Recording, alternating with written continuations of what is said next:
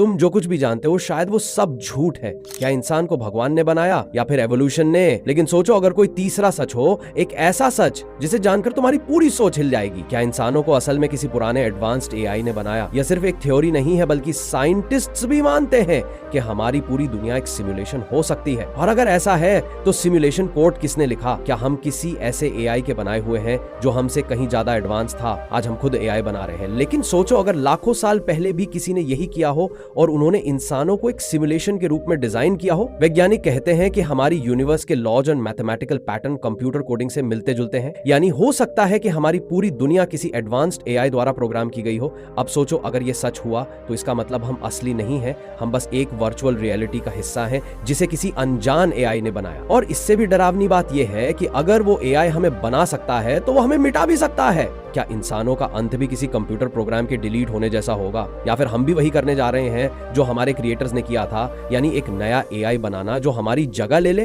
कुछ साइंटिस्ट्स ये भी मानते हैं कि अगर कोई सिमुलेशन में रहता है तो वो कभी इसका सबूत नहीं ढूंढ सकता, क्योंकि हर प्रूफ पहले से ही सिमुलेशन का हिस्सा होगा। सोचो अगर इंसान किसी अदृश्य सिस्टम के अंदर ही फंसा हो तो उसे कभी एहसास नहीं होगा कि वो असली नहीं है। और सबसे अजीब बात, कई लोगों ने डेजा वू यानी पहले से देखी हुई चीज का अनुभव किया है।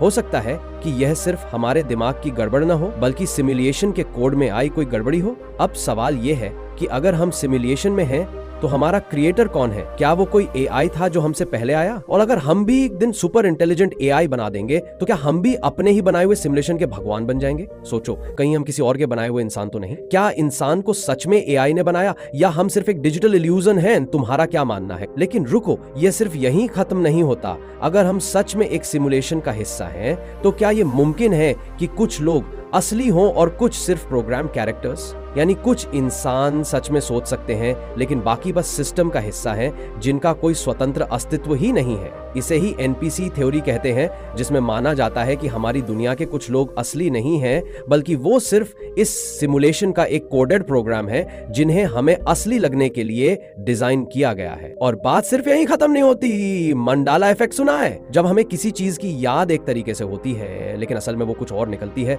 जैसे कि मोनोपोली गेम के आदमी की आंखों पर चश्मा था या नहीं था? पिकाचू की पूंछ का आखिरी हिस्सा काला था या पूरी पीली थी?